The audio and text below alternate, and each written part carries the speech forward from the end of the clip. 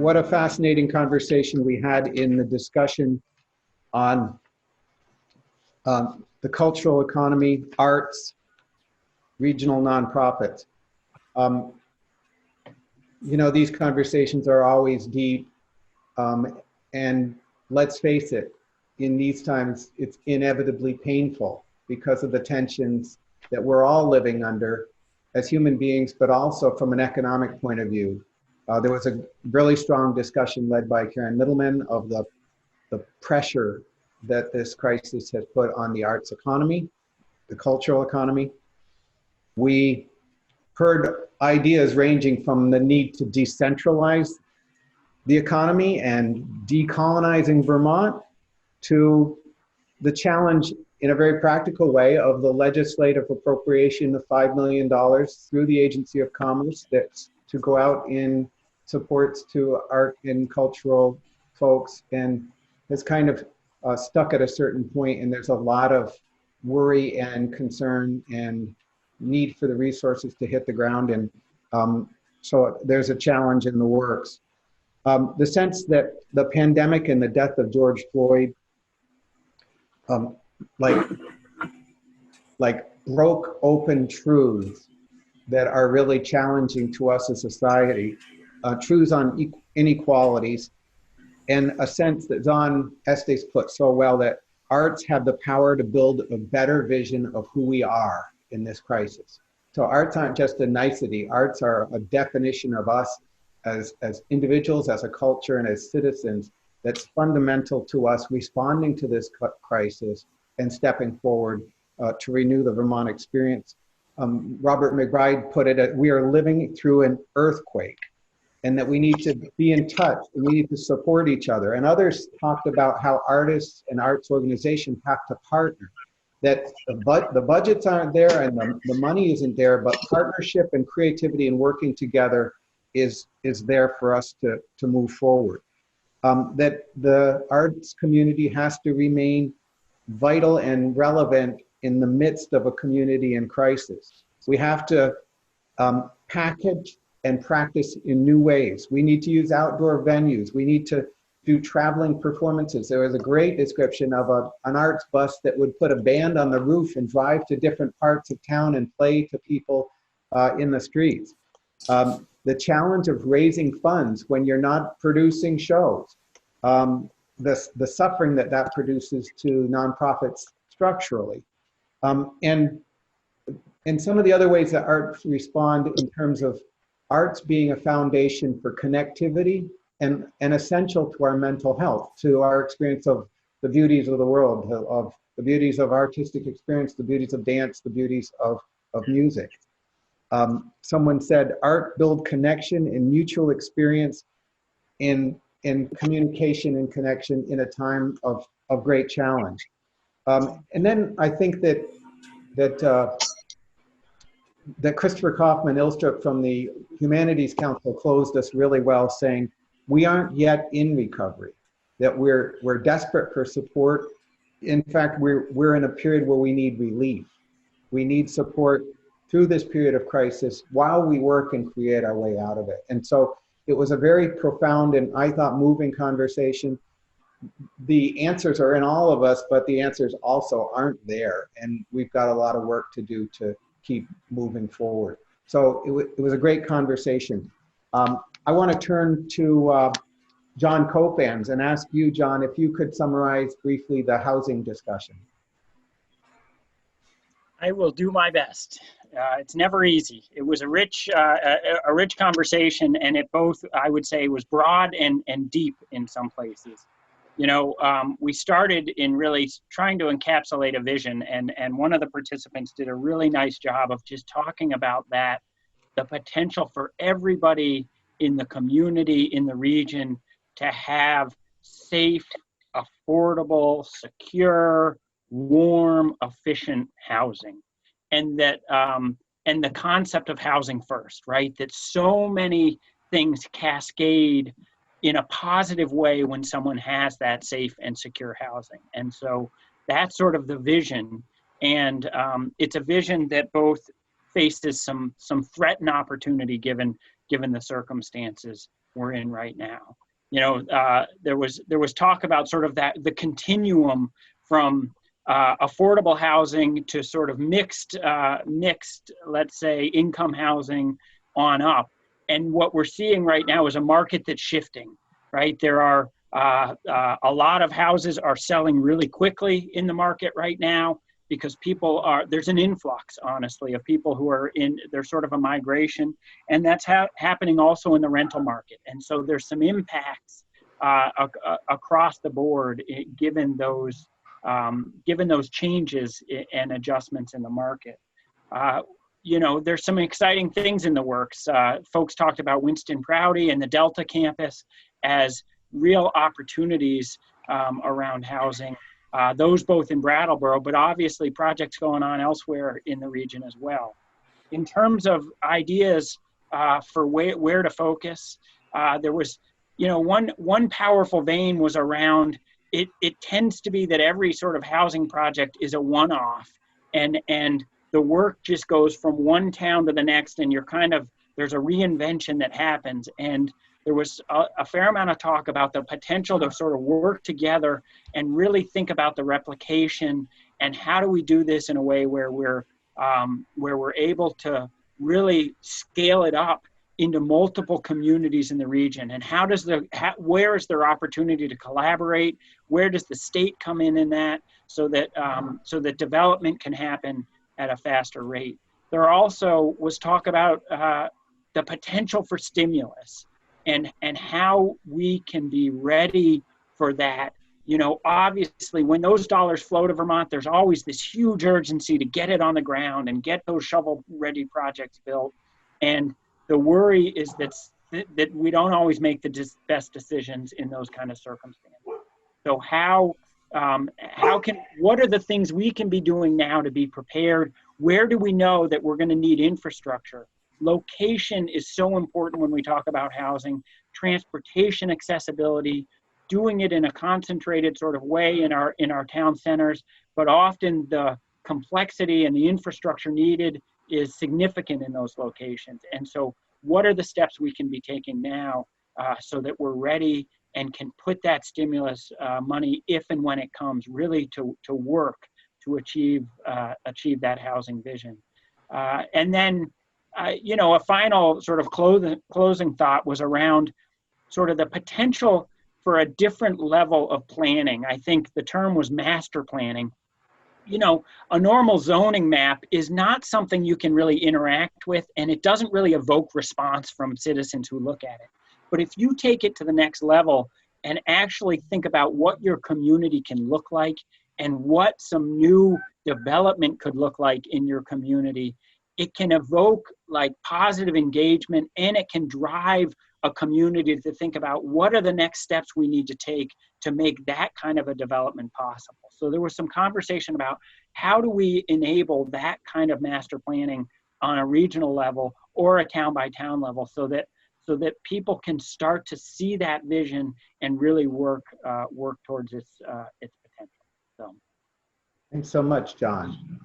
I'm going to ask Jenna Koloski to discuss the child care and family care issue.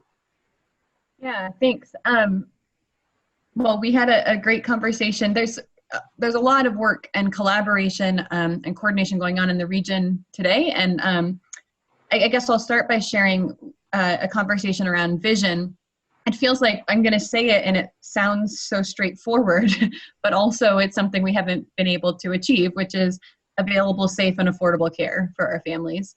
But also some vision around a broader sense of like wraparound support for families and children, and partnerships across local government, federal government, state government, providers, municipal leaders, partnerships, and a wraparound system that supports our youngest children, our families. And the vision that our society sees childcare as a core part of our economic infrastructure, right up there with, you know, broadband and workforce development and wastewater, and then these core aspects that make our economy strong and make our businesses thrive. So all of that in the vision, you can imagine the biggest challenge we identified is funding to do that work.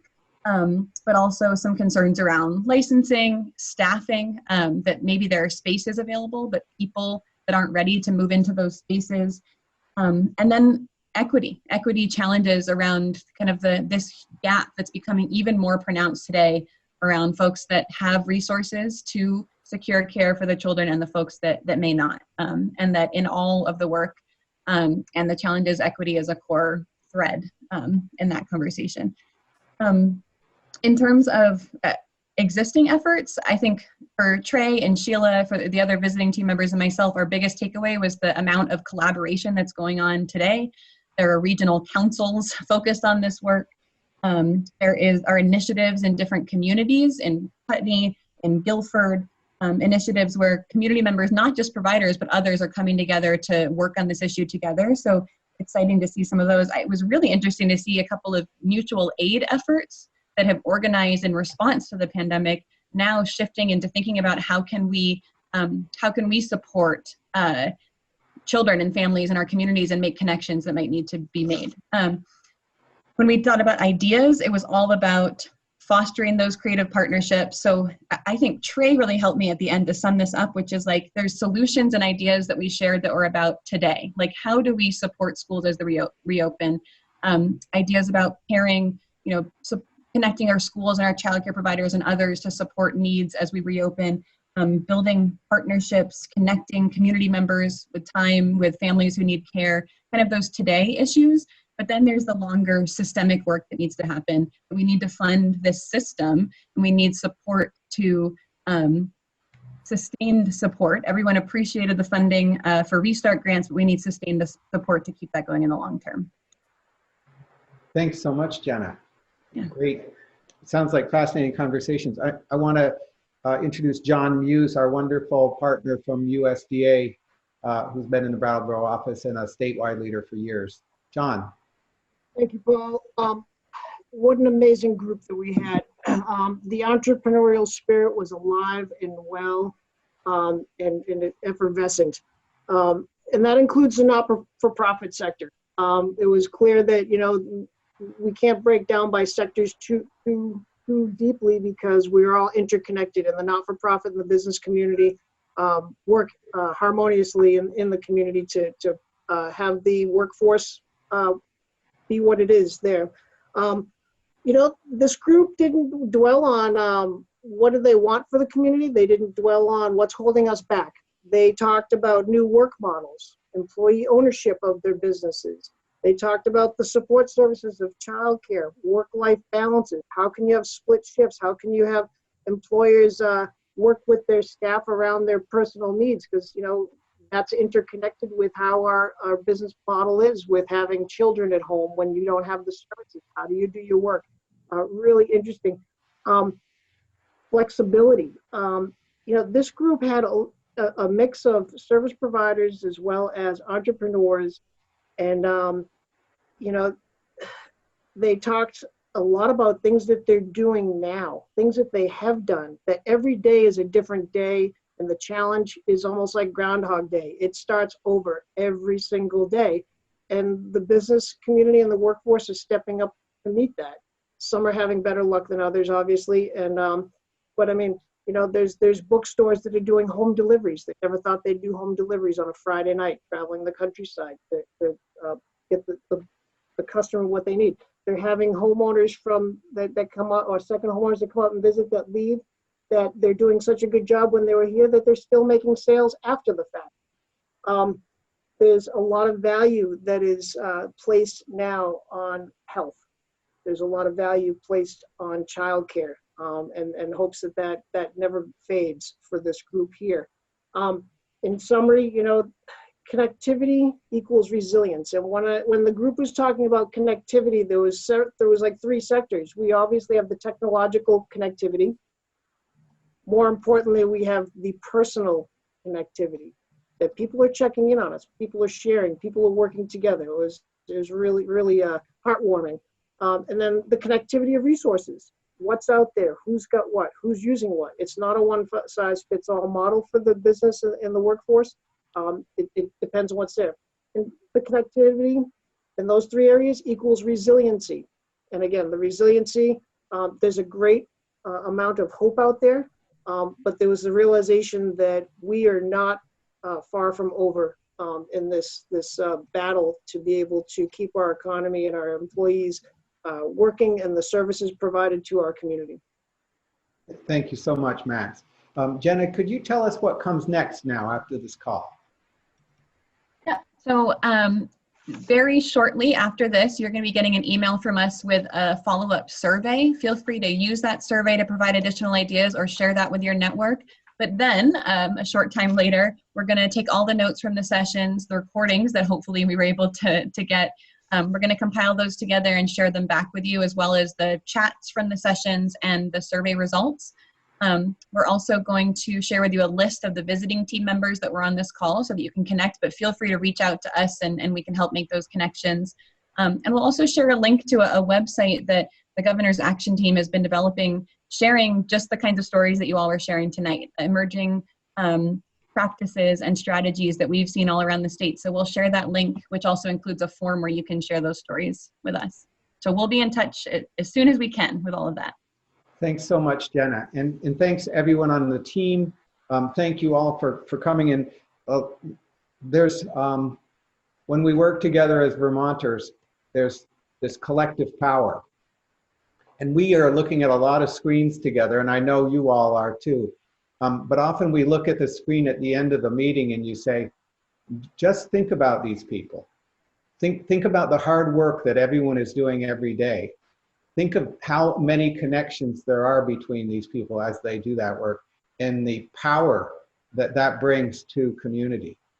Think about the matrix of work that weaves together with all the people that we're in contact with who are all together fighting for this common good, for the immediate short-term response, for the middle-term recovery, for the long-term resilience, and really for the renewal of the state that we all love together. And I can't tell you what an honor it is to be part of the conversation with each of you, how proud I personally am of Vermont right now, and how strong I think we are. And we'll get through this, but we're going to do it because of you all and because we're doing it together. So thanks a million for being part of this tonight and for all you're doing for the future of Vermont every day. Take care, and we'll be in touch.